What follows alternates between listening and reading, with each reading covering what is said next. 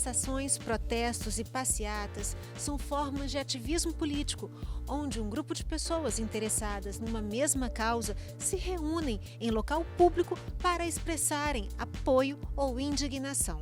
Também é possível protestar, pressionar e divulgar. E você sabe quais são os tipos de manifestação? E o que fazer quando nas manifestações acontece o crime de dano ao patrimônio público e privado?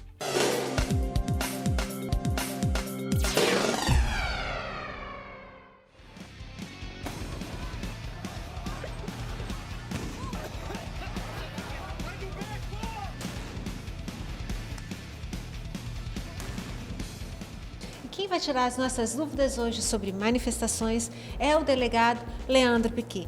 Delegado, o que são manifestações? Manifestação, primeiro de tudo, é um direito constitucional.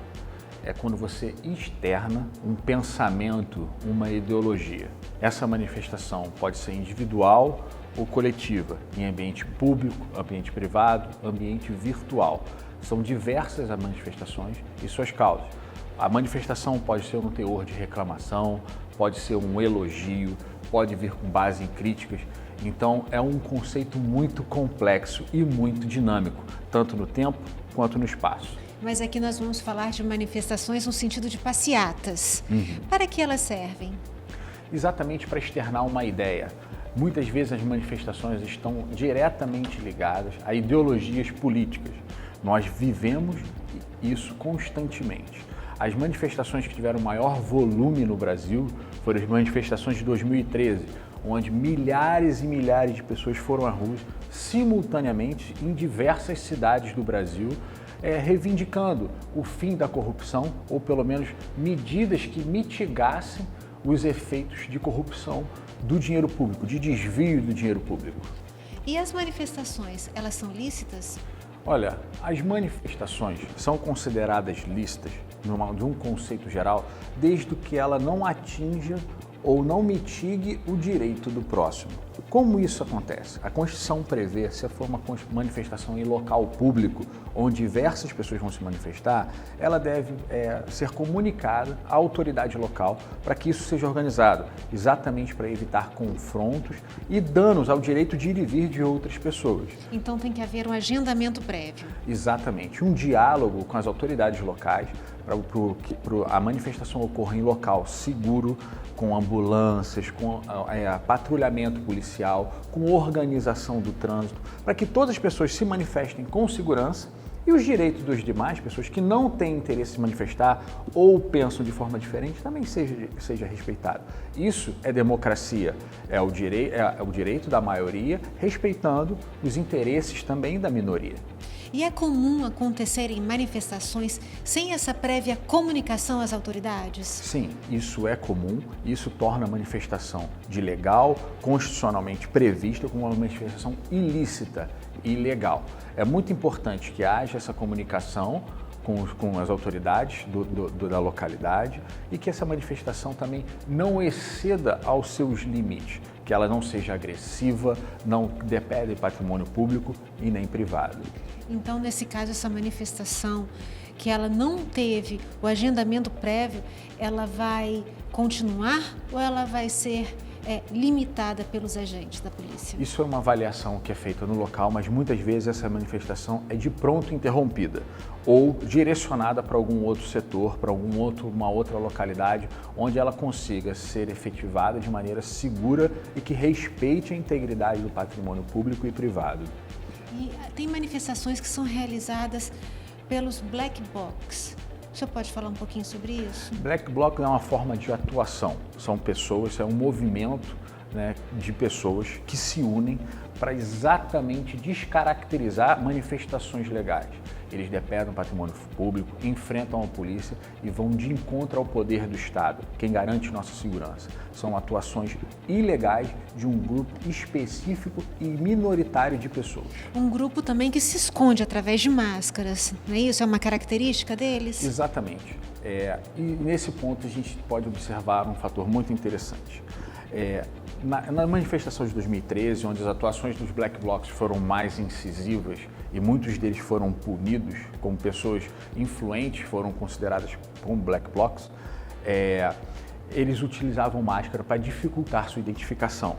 Inclusive, autoridades locais proibiram o uso de máscara em manifestação. Hoje, em razão da pandemia do coronavírus, as próprias manifestações, aglomerações de pessoas são proibidas, tá? Por causa de uma questão sanitária. E hoje o uso de máscara é fomentado e muitas vezes obrigatório. Aí por isso que a gente comenta que as manifestações são processo de exteriorização de ideologias, de pensamentos, que ele é dinâmico, ele varia no tempo e no espaço. Você entende como uma atitude covarde a pessoa levantar uma bandeira, defender um posicionamento, mas não se identificar? Olha, o anonimato muitas vezes é vedado pela própria Constituição. Então, se você vai fazer uma defesa de um pensamento, de uma ideologia, de uma proposta que é legítima, não há motivo de você se esconder. Ao contrário, você tem que se externar até para você ter credibilidade e demonstrar sua identidade. Mas toda vez que a pessoa já se manifesta cobrindo o seu rosto ou não revelando sua identidade, ela já cai no descrédito. E nessas manifestações que aconteceram em 2013, como é que foi a atuação da polícia, especificamente com essas pessoas que se escondiam através de máscaras? Olha, as manifestações da polícia, nas manifestações, tá, elas podem ser divididas em dois momentos ou duas instituições. Existe a atuação da Polícia Militar, que é a polícia ostensiva, que ele trabalha antes do acontecimento do crime, e a Polícia Militar que garante a ordem, a paz pública e até o próprio direito de manifestar. Ocorrendo qualquer tipo de ilícito no decurso da manifestação, a Polícia Militar atua, identifica e captura em flagrante, né, quem cometeu os ilícitos e leva para a Polícia Civil. Não identificando quem cometeu os ilícitos, é feito um boletim de ocorrência formal, onde a Polícia Civil captura as imagens, instaura um procedimento investigativo para identificar essas pessoas, para em seguida indiciá-las pelo crime que cada uma cometeu. Existem manifestações que são mais seguras do que as outras? Eu estou perguntando porque em muitas famílias elas participam, outras não. Já são pessoas com uma agressividade maior. Então, existe uma forma, manifestações mais seguras do que as outras? Olha, isso com certeza tem protestos, né, manifestações que são mais seguros. E quando uma manifestação é considerada segura? Quando ela há essa comunicação à autoridade local, quando a manifestação é organizada, quando uma bandeira que é defendida pelos manifestantes é exteriorizada anteriormente, onde famílias se movimentam, tende a ser mais seguro. Então, esse é um processo de manifestação legítimo e muito importante para a democracia. Agora, manifestações organizadas a toque de caixa, onde a liderança se esconde através de redes sociais e se mantém no anonimato, são manifestações que nós temos que ficar alertas, e eu aconselho pessoas, famílias a não participarem, não engajarem nesse processo de manifestação, exatamente para garantir tanto a segurança pessoal dela própria pessoa, como a integridade do patrimônio público e privado. Pessoas têm o direito de ir e vir. Você vai para o carro, você vai para casa com o seu carro, passa no meio de uma manifestação dessa, pode ser que sofra alguma depredação. Quando acontece uma passeata e por acaso uma pessoa de um pensamento contrário começa a ofender aquele grupo, jogar objetos, qual é a atuação da polícia naquele momento? O sentido da comunicação prévia das autoridades locais para a manifestação é exatamente evitar esses tipos de conflitos que inicialmente são ideológicos e podem passar a serem físicos. Então, numa atitude como essa, a polícia já identifica um crime, porque existe um crime aí, pode ser um crime que até pode levar a um crime de lesão ou de repente da repercussão do objeto lançado até o falecimento de alguém, ou então crimes contra a honra, como xingamentos. Tá? A polícia vai retirar essa pessoa do local e vai conduzi-la para a autoridade do local, autoridade policial do local, para que ela seja autuada em flagrante delito. O senhor falou que o agendamento é exatamente para evitar que esse tumulto, que neste tumulto sejam cometidos crimes, principalmente contra o patrimônio público. Qual é a atuação da polícia para realmente evitar isso? A polícia atua organizando, direcionando o caminhamento, os locais onde as manifestações podem ocorrer. Geralmente são espaços livres, são caminhos que tenham fluxos desimpedidos.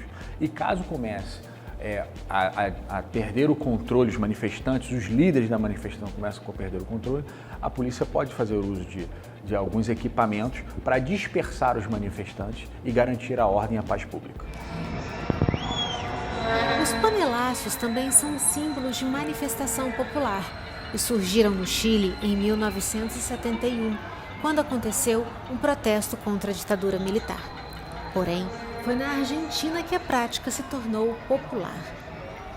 E quais são os mecanismos que a polícia usa exatamente para deter essa depredação?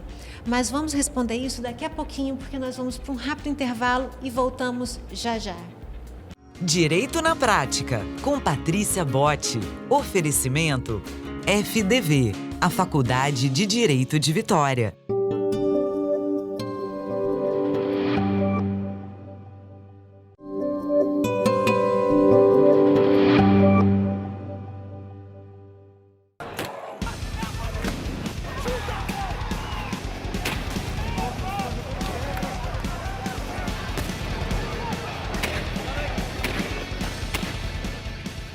Vale lembrar que é considerado crime contra o patrimônio toda ação que atente contra bens de pessoa ou organização, sendo que os mais comuns são furto, roubo, receptação e dano à propriedade alheia. Estamos de volta e agora nós estamos falando sobre crimes contra o patrimônio. Delegado, nas manifestações ocorrem alguns crimes contra o patrimônio. E qual é o mecanismo que a polícia usa para deter esses crimes? Geralmente, os mecanismos utilizados são mecanismos de dispersão. Tá? Existem tropas especializadas para combater esses tipos de manifestantes que praticam condutas ilícitas, como as tropas de choque, a cavalaria, que era para conter e dispersar. E existem equipamentos de menor potencial ofensivo, as conhecidas balas de borracha, spray de pimenta, bomba de CS, bomba de luz e som. Esses apenas a polícia que pode usar? Apenas, são equipamentos controlados, o policial deve ser habilitado para utilizar, exatamente para conhecer seus efeitos. E isso serve para conter e dispersar. O efeito dele é duplo. Saindo da área de manifestações, quais são os crimes mais comuns contra o patrimônio? Olha, são os mais conhecidos que todo mundo fala. É o furto e o roubo. Os dois são subtrações, né, de coisa alheia móvel. A diferença do roubo e do furto é exatamente o uso da violência ou da grave ameaça. O furto não existe, que é quando você tem um batedor de carteira, quando alguém subtrai algum objeto, um toca-fita de um rádio, sem usar qualquer violência ou grave ameaça. O roubo já tem o emprego de um desses dois elementos. É quando alguém chega armado com uma faca ou usa de alguma agressão para subtrair algum bem que tem um valor do que é de terceiro. E o que a vítima deve fazer assim que acontece o roubo ou o furto? Olha, nós orientamos que as pessoas não reajam. A gente nunca sabe as condições psicológicas nem funcionais de quem está praticando o crime. Essa pessoa pode estar realmente armada e pode vir a lesionar ou inclusive retirar a vida da vítima. Então, entregue seus pertences ou se retire do local. Em seguida, comunique esse fato à polícia. Ligue para o telefone 190 ou dirige-se à Polícia Civil para registrar a ocorrência. E se ela não conseguir imediatamente depois do que aconteceu ir a uma delegacia porque ficou abalada, enfim, ou por qualquer outro motivo, existe algum prazo que ela possa informar? Olha, existe o prazo prescricional do crime, isso varia de anos. Então é algo que dificilmente ocorre quando a pessoa tem o interesse de manifestar.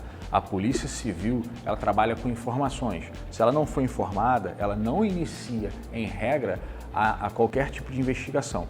Então, se a pessoa não tiver condições, pode pedir por uma pessoa conhecida ir lá, registrar essa ocorrência, registrar esse fato, para que no futuro essa pessoa será chamada pela autoridade local para prestar o depoimento e contar tudo o que aconteceu para que a investigação possa ocorrer de uma maneira célere e eficaz. A investigação, ela é direcionada de acordo com o bem furtado ou não existe distinção? Para você tornar uma investigação mais célere e eficaz, nós podemos direcionar sim a investigação. Por exemplo, a investigação de um aparelho telefônico. O aparelho telefônico existem meios de serem rastreados e meios de serem identificados. Muita gente instala aplicativo de localização.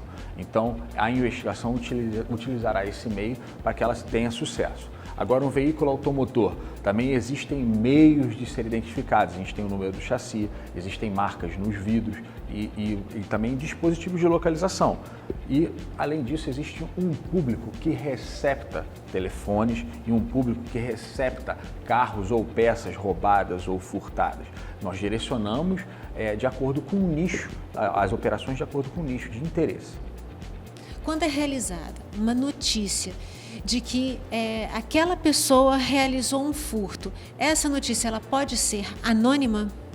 Olha, não tem problema de ser anônima. O que importa é que a denúncia seja especificada. Qual é a especificação que interessa para a polícia? É você descrever de maneira detida o bem que foi subtraído, seja ele roubado, furtado, o local, o horário, os indícios que levam a um suspeito e como a gente pode chegar a esse suspeito. Isso que importa. O crime de roubo e de furto é considerado um direito de ação pública incondicionada. Uma vez recebida essa denúncia pela autoridade policial, a instauração do inquérito policial é obrigatório, ele flui diretamente, é uma obrigação que a lei prevê para as autoridades policiais. Por isso que o anonimato nesses casos não importa. O que importa são os elementos contidos na denúncia, para que eles sejam possíveis de instaurar uma investigação. O senhor diz que é um crime de ação pública incondicionada. Explica para o nosso telespectador o que é isso, por favor. Ação pública incondicionada é aquela notícia que, quando chega para a autoridade policial, a autoridade tem o dever de instaurar um procedimento para investigar. São crimes considerados importantes para garantir a paz e o convívio harmônico na sociedade. Então, o direito se antecipa e prevê algumas obrigações. São os bens patrimoniais mais importantes, de maior relevo. Então, a polícia, já tomando ciência do fato, já instaura uma investigação para que quem praticou esse fato seja punido. A maioria dos objetos é encontrada? Olha, grande número dos objetos são encontrados sim, mas alguns objetos muitas vezes são divididos ou direcionados para alguma outra área que... Como um carro, né? Exatamente. O carro pode ser desmanchado, pneus podem ser colocados em outro carro. A mesma situação similar acontece muito com bicicletas. As bicicletas são desmontadas e diversas bicicletas roubadas transformam-se em múltiplas bicicletas. Isso dificulta muito a apuração, mas suas peças são identificáveis e a gente pode desmembrar e devolver cada parte para os seus donos. Falando de bicicletas, aquelas bicicletas sob aluguel de aplicativos, elas sumiram das ruas, né? Por quê? Olha, as bicicletas de aplicativo são uma alternativa para a mobilidade urbana muito importante. Vitória, por exemplo, até onde eu sei, era a segunda cidade com maior número de locações.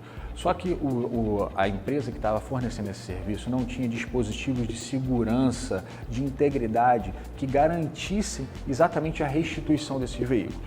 Então, esses veículos eram objeto de furto, ou seja, pessoas subtraíam esses veículos e utilizavam esses veículos para praticar outros crimes, outros roubos e outros furtos.